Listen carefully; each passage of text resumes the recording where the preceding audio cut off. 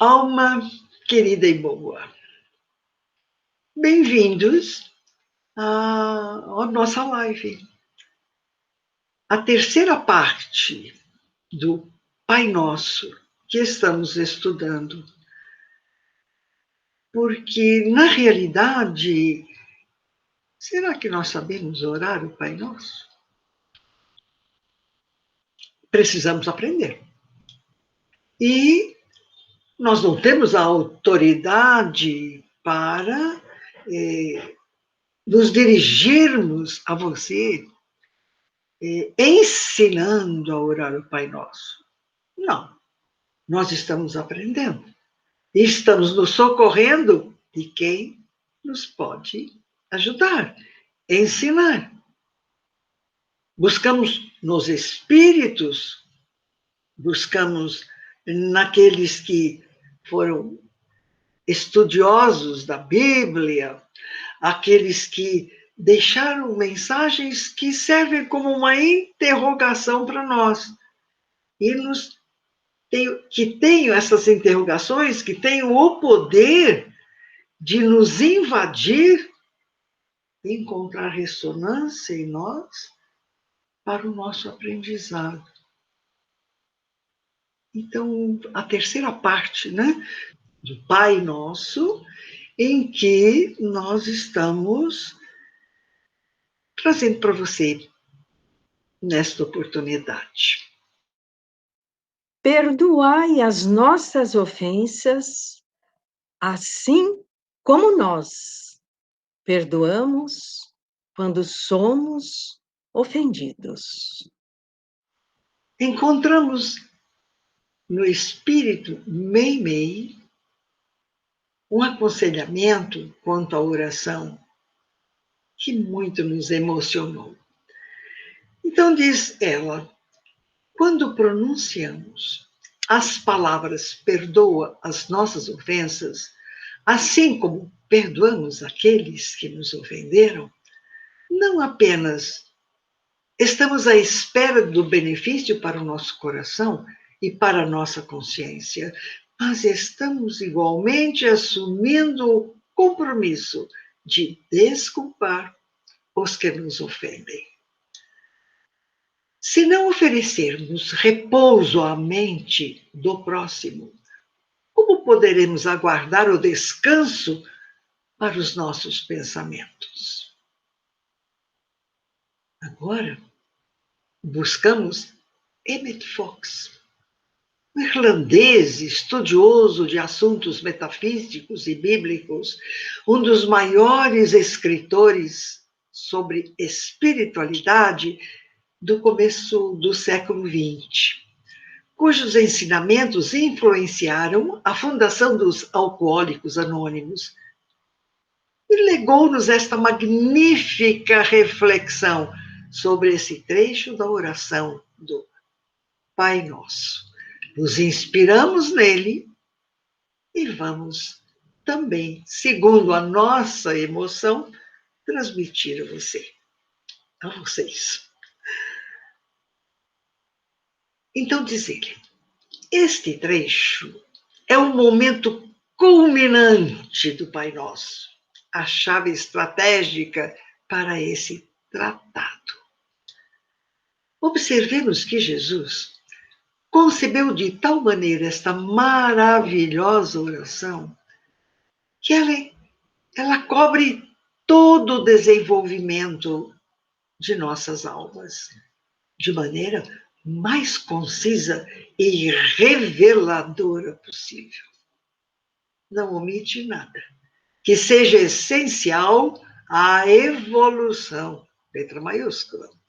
Mas é tão compacta que nenhum pensamento ou nenhuma palavra é demais. Cada ideia se enquadra em seu lugar com harmonia e sequência perfeitas. Tudo mais seria redundância. Qualquer coisa a menos seria considerada incompleta. E no ponto em que está, aborda o fator crítico do perdão. Após nos dizer o que Deus é, o que o homem é, como o universo funciona, como devemos cumprir nosso compromisso para letras maiúsculas, evolução da humanidade e das nossas almas, Jesus explica qual o nosso verdadeiro alimento, a maneira como o podemos conseguir. E passar depois ao perdão dos pecados. Perdoar os pecados, as nossas faltas, é o problema central da vida.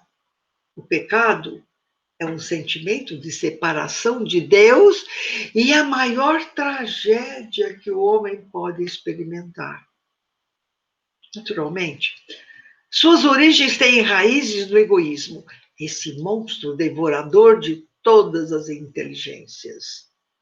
No fundo, é uma tentativa de obter algum suposto bem ao qual, por justiça, não temos direito. É uma sensação de existência pessoal, isolada e egocentrista. Ao passo que, letras maiúsculas, a verdade da existência é que tudo é uno. Nós somos um só com Deus, inseparáveis dele, expressando suas ideias, testemunhando sua natureza. O pensamento dinâmico de sua mente.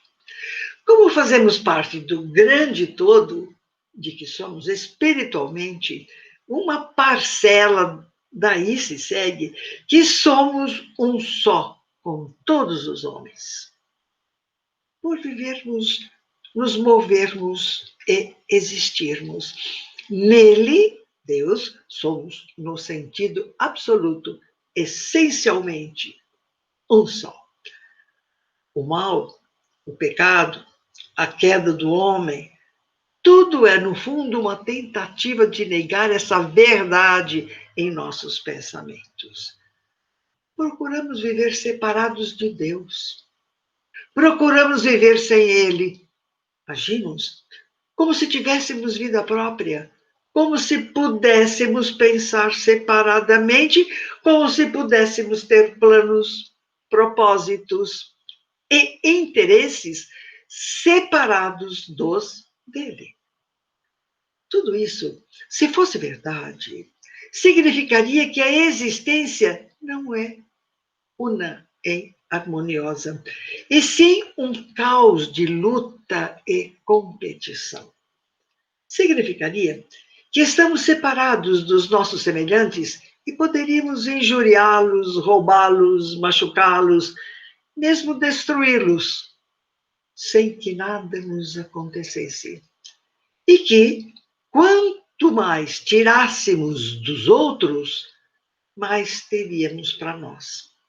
Significaria que quanto mais considerássemos nossos próprios interesses e quanto mais indiferença tivéssemos pelo bem-estar dos outros, melhor viveríamos. Naturalmente, daí resultaria que os outros também nos tratariam da mesma maneira. E que deveríamos esperar que isso acontecesse. Ora, se isso fosse verdade, o universo inteiro não passaria de uma selva, que mais cedo ou mais tarde acabaria sendo destruída por sua fraqueza e anarquia. Mas essa não é a verdade. E nisso reside a alegria de viver. É claro que muitos indivíduos agem como se achassem que isso é verdade, e muitas outras pessoas que ficariam horrivelmente chocadas se deparassem com essa proposição a sangue frio, pensam, não obstante que essa deve ser a maneira natural das coisas, embora elas próprias sejam pessoalmente incapazes de agir conscientemente de acordo com tal modo de pensar. Ora, essa é a base real do pecado, do ressentimento. da condenação, do ciúme, do remorso e de todos os males que nos atingem. Essa crença na existência independente e separada é o arquipecado. Portanto, antes de podermos avançar, temos de cortar esse mal pela raiz. Jesus sabia disso. E foi por essa razão que inseriu nesse ponto crítico uma afirmação cuidadosamente preparada que englobasse nosso fim e o de Deus, dele, sem haver sequer uma sombra de possibilidade de errar. Inseriu nada mais, nada menos que uma cláusula, uma declaração capaz de nos forçar, sem qualquer possibilidade de fuga, de evasão, reserva mental ou subterfúgio de qualquer espécie, a executar o grande sacramento do perdão em sua maior capacidade. Quando repetimos a grande oração, o Pai Nosso, de maneira inteligente, refletindo sobre o que estamos dizendo e nos propondo a realizar tais coisas, vemos-nos de repente, por assim dizer, entre a cruz e a caldeirinha, confrontados com esse problema do qual não há escapatória. Temos de estender o perdão a todos aqueles a quem devamos perdão, ou seja, a todos aqueles que pensamos nos tenham injuriado de alguma maneira. Jesus não permite que se façam sofismas acerca desse fato fundamental. Construiu sua oração com mais habilidade do que um advogado ao redigir uma minuta contratual. Conseguiu fazer com que, uma vez que a nossa atenção fosse atraída para o assunto, nos víssemos obrigados a perdoar nossos inimigos verdadeira e sinceramente, sob pena de nunca mais podermos repetir essa oração. Pode-se dizer que ninguém que obtenha esse conhecimento com compreensão poderá voltar a usar o Pai Nosso, a menos que seja perdoado. Se tentar dizê-lo sem ter perdoado, pode ter a certeza que não conseguirá terminar a oração. Essa grande cláusula central vai ficar presa em nossa garganta. Reparem que Jesus não diz: perdoai as minhas ofensas e eu tentarei perdoar a dos outros. Ou, vou ver se posso fazer isso. Ou, vou perdoar, mas com certas exceções. Eu perdoo, mas o Senhor está vendo. Jesus nos obriga a declarar que nós perdoamos e faz com que nosso próprio perdão dependa disso. Quem terá coragem de dizer suas orações se não ansiar pelo perdão ou pelo cancelamento de seus próprios erros e faltas? Quem seria tão insensato a ponto de tentar procurar o reino de Deus sem desejar primeiro ser aliviado do seu sentimento de culpa? Ninguém supomos. Vemos assim que estamos numa posição insustentável, que não podemos exigir nossa libertação sem primeiro termos libertado nossos irmãos.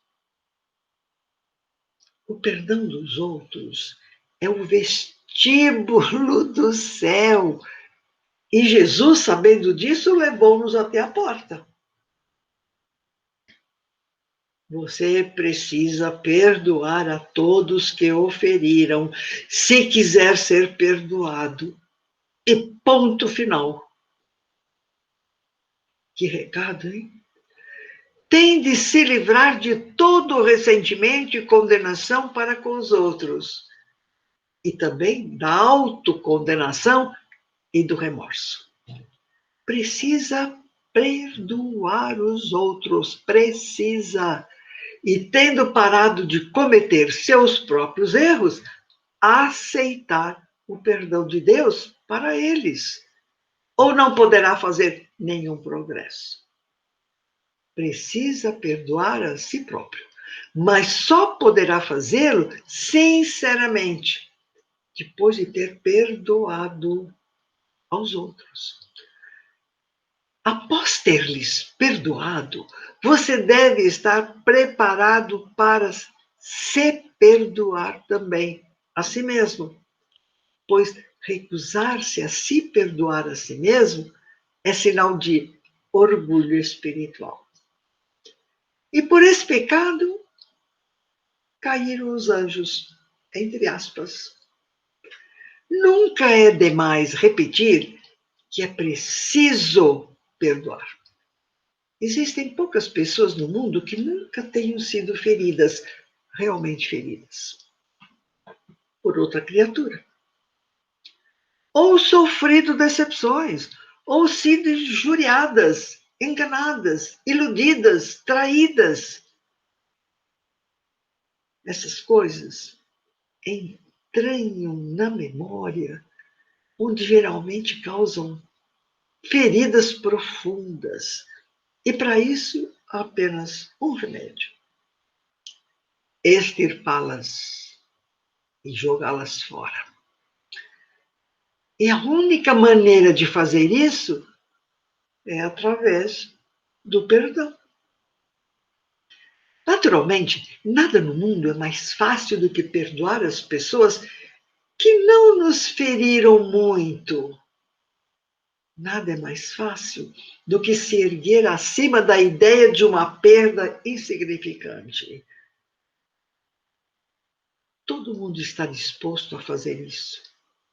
Mas o que, letras maiúsculas, a lei da existência exige de nós é que perdoemos não apenas essas ninharias, mas também as coisas tão difíceis de perdoar, que a princípio parece impossível fazê-lo. O coração desesperado grita: ah, perdoar? Isto é pedir demais. Foi uma coisa que calou profundamente em mim. Perdoar? É impossível. Não posso perdoar. Mas o Pai Nosso faz com que Deus nos perdoe. Faz com que escapemos à culpa e à limitação, que dependem justamente disso. Não se pode fugir. É preciso perdoar. Por mais fundo que tenhamos sido feridos, ou por mais que tenhamos sofrido. Se suas orações não estiverem obtendo resposta, procure em sua consciência e veja se não há alguém a quem você ainda tenha que perdoar. Verifique se você não guarda ressentimento de alguma velha ofensa. Procure e veja se não sente rancor, que pode ser camuflado sob o manto da virtude, contra qualquer pessoa ou grupo de pessoas, nação, raça, classe social, seita religiosa, seja lá o que for. Se estiver fazendo isso, terá de perdoar. E uma vez feito isso, provavelmente fará sua demonstração. Se não puder perdoar por hora, terá de esperar por sua demonstração até ser capaz de perdoar. E também terá de adiar o fim da oração do Pai Nosso, sob pena de se colocar na posição de não obter o perdão de Deus. Quem nos está falando isto é o Emmett Fox. Ele está nos aconselhando. É difícil, né? Mas é uma condição sine qua non. Perdoa, Senhor, as minhas ofensas, nossas ofensas, assim como nós perdoamos aos nossos devedores. Olha só. Já pensou nisso? De acordo com a verdade cósmica, são necessários duas pessoas. Um prisioneiro e um carcereiro. Não se pode ser prisioneiro por conta própria. Todo prisioneiro precisa ter um carcereiro. E todo carcereiro é tão prisioneiro quanto o prisioneiro. Quando se guarda ressentimento contra alguém, a pessoa fica ligada a outra por um elo cósmico, por uma cadeia mental. Você está ligado por um laço cósmico à coisa que você detesta. A única pessoa, talvez, em todo o mundo que você odeia é justamente aquela a quem você está se ligando por um elo mais forte do que o aço. É isso que você quer? Deseja continuar a viver assim? Lembre-se, você pertence àquilo que está ligado em pensamento. E mais cedo ou mais tarde, se esse laço persistir, o objeto de seu ressentimento será novamente atraído para a sua vida, talvez para lhe trazer mais problemas. Você acha que pode aguentar isso? Claro que ninguém pode. Portanto, só há uma saída. Você precisa cortar todos esses laços mediante um ato de perdão nítido e espiritual. Onde você for, você carrega o seu inimigo. Você não tem sossego. Precisa, então, libertar a pessoa que o ofendeu e deixá-la partir. Através do perdão, você se libertará a si próprio, salvará a sua alma. E como a lei do amor funciona da mesma maneira para todos, você também a ajudará a salvar a alma, tornando muito mais fácil para ela transformar-se no que deveria ser. Mas como levar a cabo o ato mágico do perdão, se fomos tão profundamente feridos?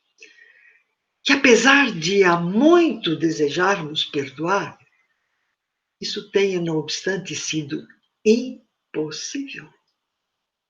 Se tentamos, no fundo do coração, perdoar, mas achamos que isso estava além das nossas forças, como será? A técnica do perdão é bastante simples e não muito difícil de se aplicar quando se entende ou se compreende o seu funcionamento. A única coisa essencial é querer perdoar. Desde que você deseje perdoar, a maior parte da sua tarefa já terá sido feita.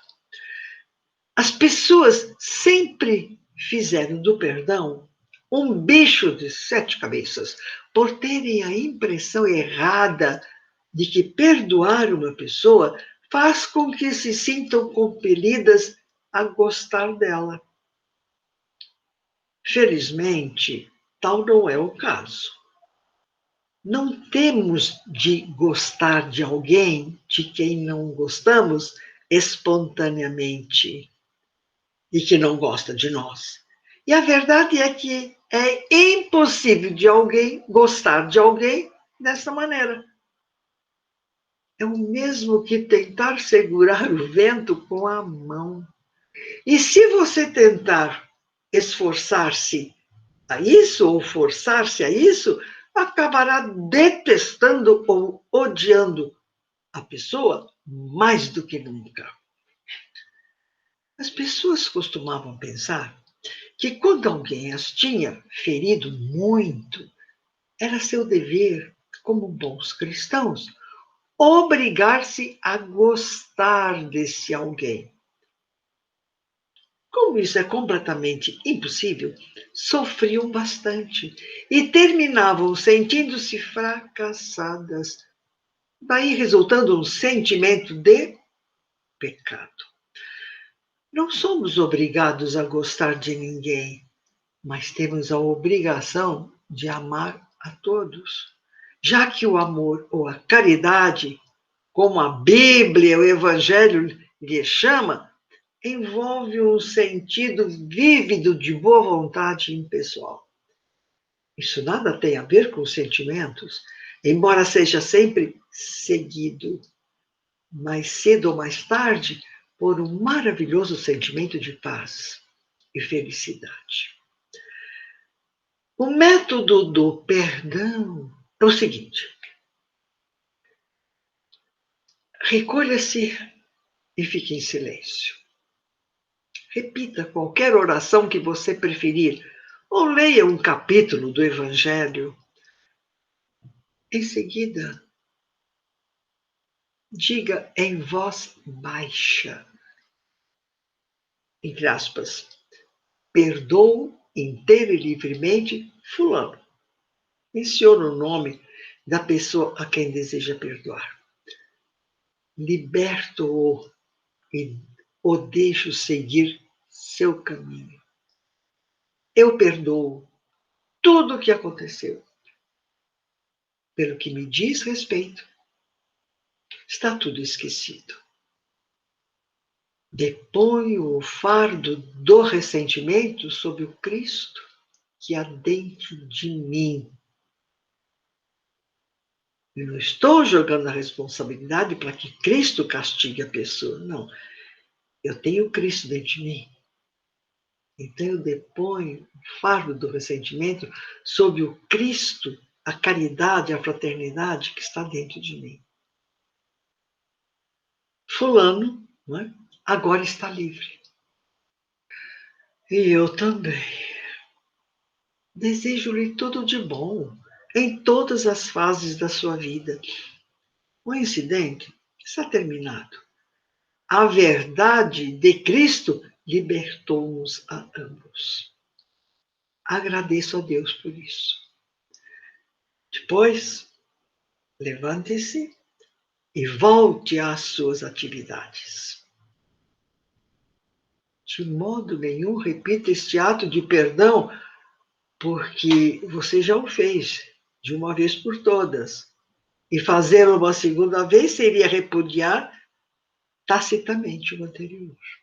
Não adianta. Fiz uma vez e pronto. Posteriormente, sempre que a recordação da pessoa ou a ofensa lhe vier à cabeça, abençoe-a. Abençoe-a sucintamente e afaste o pensamento. Faça isso. Quantas vezes o pensamento lhe voltar? Passado alguns dias, ele voltará cada vez com menos frequência. Mas não me atrapalhe, né? Até esquecê-lo completamente. Vai com Deus, Deus abençoe, me deixe em paz. Depois de decorrido algum tempo, o problema lhe pode vir à lembrança uma vez mais. Porém, você verá que toda a amargura e todo o ressentimento desapareceram e que ambos estão livres, com perfeita liberdade dos filhos de Deus. Seu perdão será completo se você quiser. E você experimentará uma alegria enorme com a demonstração. Todo mundo deveria praticar o perdão geral diariamente, para não acumular.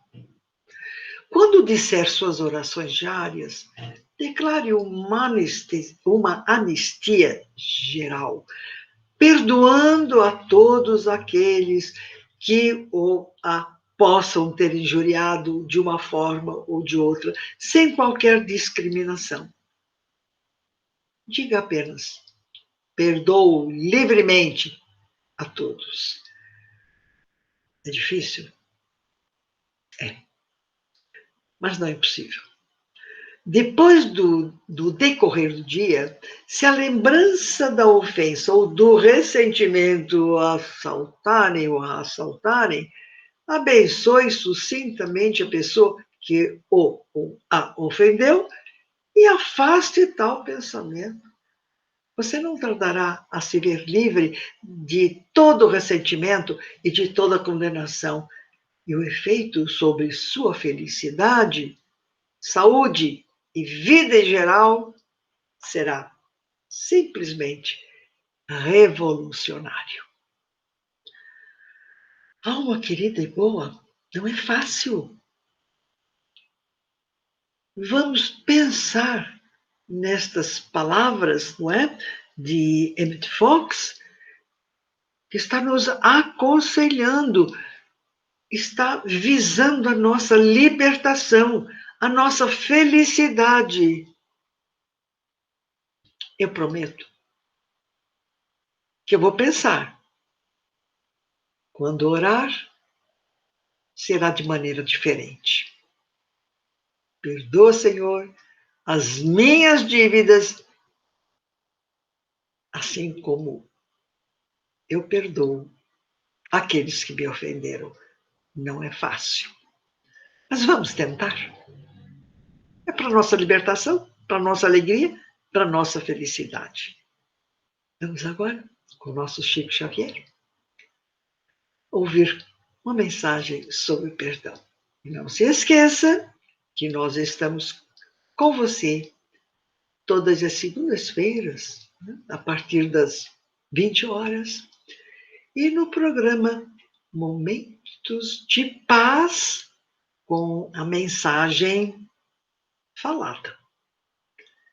Na Municipalista, às 7h30 da manhã, todos os domingos. Fiquemos em paz. Perdoa-me, né, por esta mensagem, mas eu não podia deixar de passar para frente o aconselhamento de alguém que deixou aqui na Terra a sua mensagem de amor. Não te iludas, amigo, por mais se expandam lágrimas contigo, todo lamento é vão. Tudo que tende para a perfeição, todo bem que aparece e persiste no mundo, vive do entendimento harmônico e profundo através do perdão. Perdão que lembre o sol no firmamento, sem se fazer pagar pelo foco opulento, a vencer dia a dia a escuridão da noite insondável e fria, e a nutrir no seu longo itinerário o verme e a flor, o charco e o pó, o ninho e a fonte, de horizonte a horizonte, quanto for necessário. Perdão que nos destaque a lição recebida na humildade da rosa, bênção do céu, estrela cetinosa, que ao invés de pousar sobre o diamante, desabrocha no espinho, como a dizer que a vida de caminho a caminho não despreza ninguém, e bela, generosa, alta e fecunda, quer que toda maldade se transfunda na grandeza do bem. Perdão que se reporte à brandura da terra pisoteada, esquecida heroína de paciência, que acolhe em toda parte os detritos da morte e sustenta os recursos da existência, mãe e escrava sublime de amor mudo, que preside em silêncio ao progresso de tudo. Amigo, onde estiveres, assegura a certeza de que o perdão é a lei da natureza, segurança de todos os mistérios. Perdoa e seguirás em liberdade, no rumo certo da felicidade. Nas menores tarefas que realizes, para lembrar sem sombra os instantes felizes na seara da luz, na qual a luz de Deus se insinua e reflete. É forçoso exercer o ensino de Jesus, que nos manda perdoar 70 vezes 7 cada ofensa que venha perturbar o nosso coração. Isso vale afirmar na senda de ascensão, que em favor da vitória a que aspiras na luta transitória é mais do que importante, é essencial que te esqueças por fim de todo mal, e que em tudo no bem a que te des, seja aqui mais além, seja agora ou depois, Deus espera que ajudes e abençoes, compreendendo, amparando e servindo outra vez.